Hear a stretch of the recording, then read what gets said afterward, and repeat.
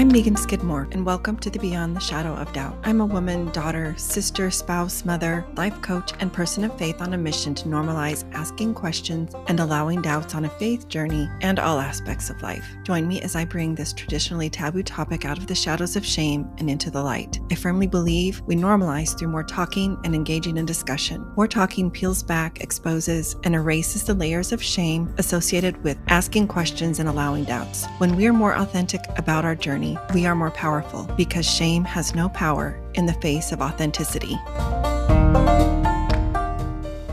Hopeful Spaces is a Dallas Hope Charities component of Hopeful Discussions, sponsored by Mercedes-Benz Financial Services USA. It's a free monthly parent, ally, or caregiver support group facilitated by Megan Skidmore Coaching. Email chc@dallashopecharities.org for more info. Beyond the Shadow of Doubt podcast is a proud member of the Dialogue Podcast Network, which is part of the Dialogue Journal found at dialoguejournal.com. Founder Eugene England was a Mormon writer, teacher, and scholar who wrote, "My faith encourages my curiosity and awe. It thrusts me out into relationship with all creation and encourages me to enter into dialogue. My hope is that this podcast is an extension of that vision."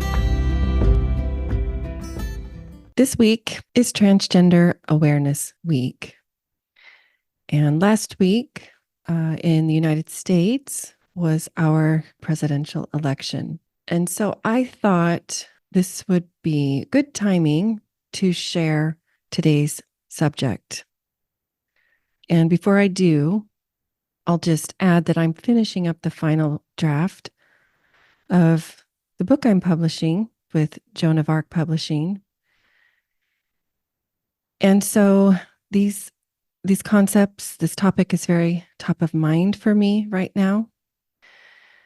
And I just want to speak a few words about this. The trans experience is more universal than we realize, and let me explain what I mean by that.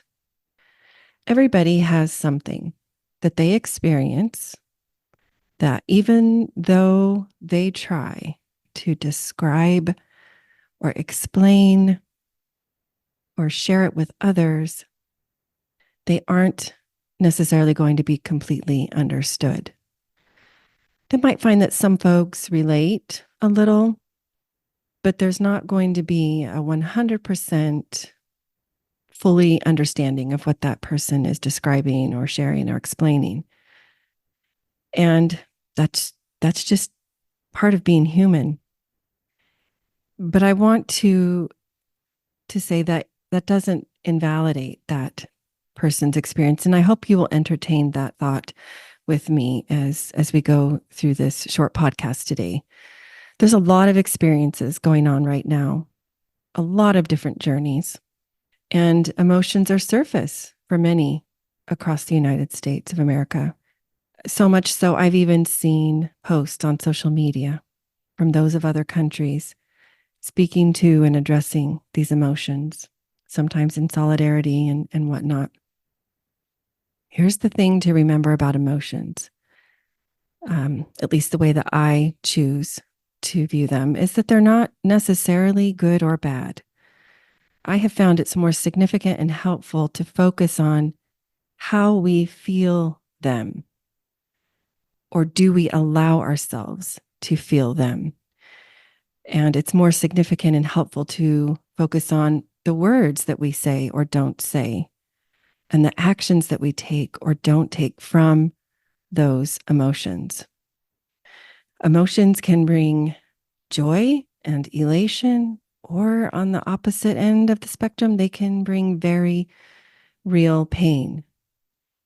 Physical pain and emotional pain can often accompany one another.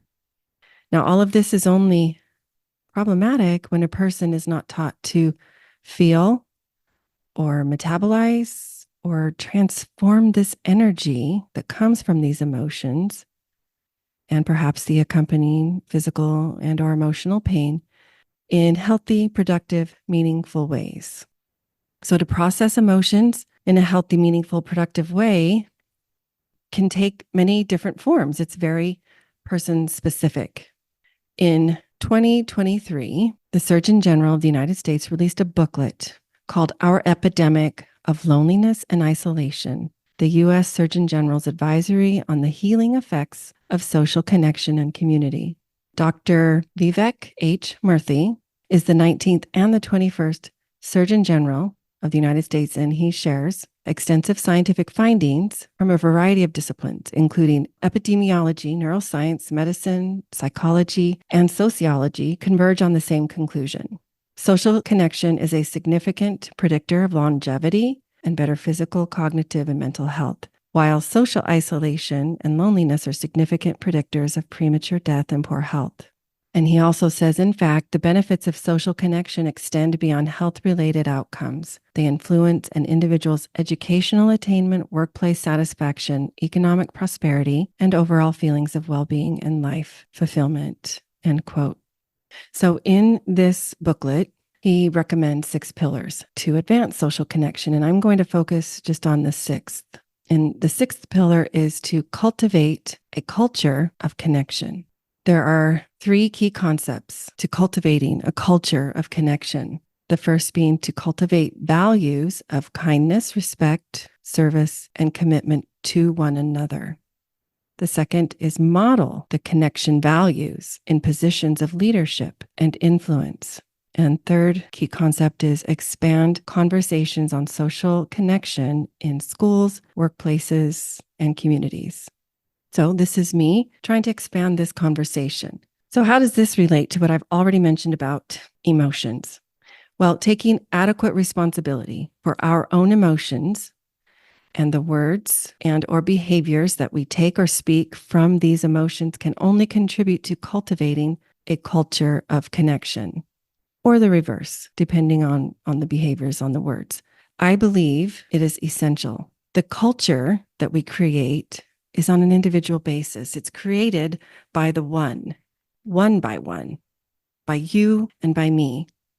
The individual is the only one who can take true responsibility for self. So I want to offer you today a few tools to help you cultivate emotional intelligence that in turn helps to lead to and cultivate a culture of connection. So the first is, Viktor Frankl once said, between stimulus and response, there is a space. In that space is our power to choose our response. In our response lies our growth and our freedom, end quote. So when emotions are high, rational and critical thinking are low. When emotions are high, it's more likely that one would respond in a way that might hurt self or friends or loved ones or others. Additionally, it may lead to inaccurate conclusions or conclusions that are not fully informed. So my first invitation to you is start noticing the space between the stimulus, whatever happens, if words are spoken, if you hear the news, find out a specific outcome and so on. That would be the circumstance that then elicits some type of response. That's the stimulus.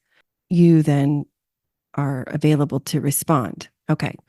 The second thing I want to offer you is a tool called rest. Okay. This is what you can do in this space between the stimulus and response. Okay.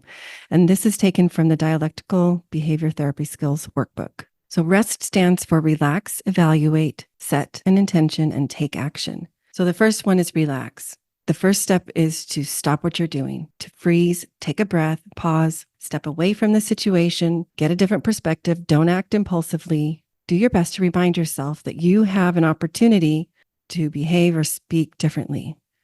So in other words, create some space, okay, between your desire to act impulsively and then your actual response or reaction, okay? Taking a few slow, deep breaths can help begin this process of slowing down, pausing, resting, calming down. The next one, E, is for evaluate. Ask yourself what's happening in the situation. What are the facts? And important to remember is thoughts and emotions are not facts. Because we feel them so strongly, Sometimes our feelings do feel factual, but in fact, they are not. They are emotions, they are feelings. Our thoughts can feel factual, but it's important to learn to separate your story from your facts. So to determine the facts, do a quick evaluation. Okay. Facts are things like the temperature is 75 degrees today. The traffic light is red right now. My sister had a baby yesterday. My niece got married last weekend. These are just hypothetical situations. Okay. Separate story from fact. You don't have to solve anything. You don't have to do an in-depth analysis. You don't have to figure it out. Observe what's happening for you physically, emotionally, mentally. Observe what other people around you are doing. Ask yourself simple questions. How do I feel? What's happening? Is anyone in danger? Okay, the S, set an intention. The third step is to set an intention to do something. In this case, an intention is like a target or a goal or a plan. So decide what action you're going to take. I want to add, there's no rush. It's possible an hour could go by. It could be a few days. It could be a week. There's no deadline on this one. And then ask, do you need to do something for yourself? Then employ a coping skill of some kind.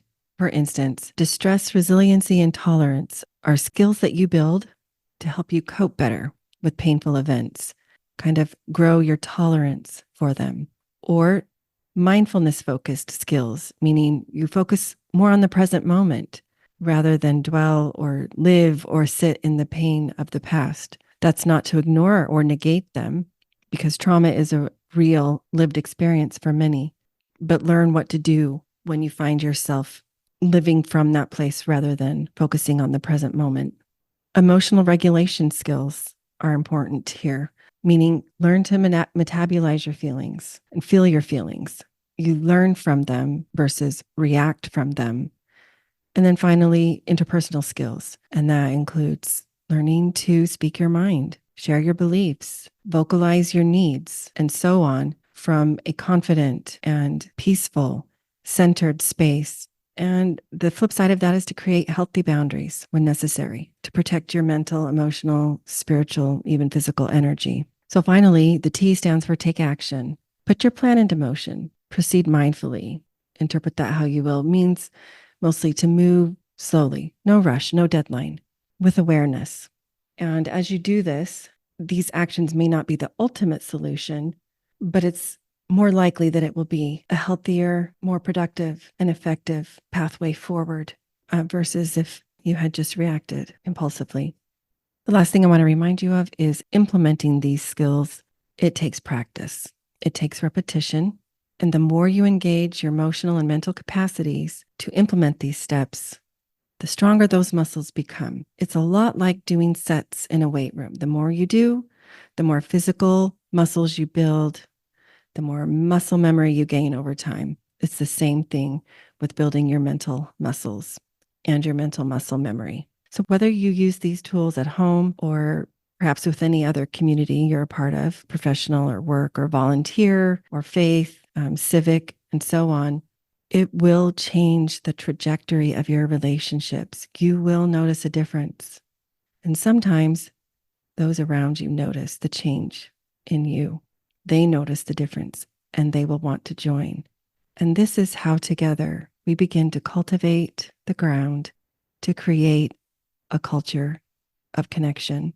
Something as seemingly small as these steps has the potential to create something big and pretty awesome. I hope you try it, and I want to hear about it when you do. Thanks for joining me today.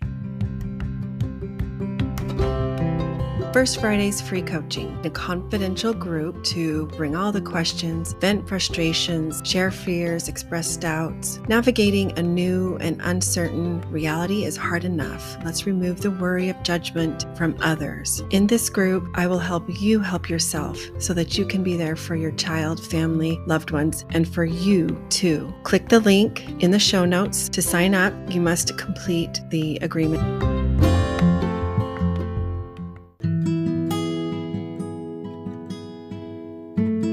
Visit meganskidmorecoaching.com to find this podcast and additional free resources, including the link for a complimentary coaching session. Follow me on Facebook or Instagram for more, or to send me a DM. Help the podcast grow. Please follow, review, and share with a friend.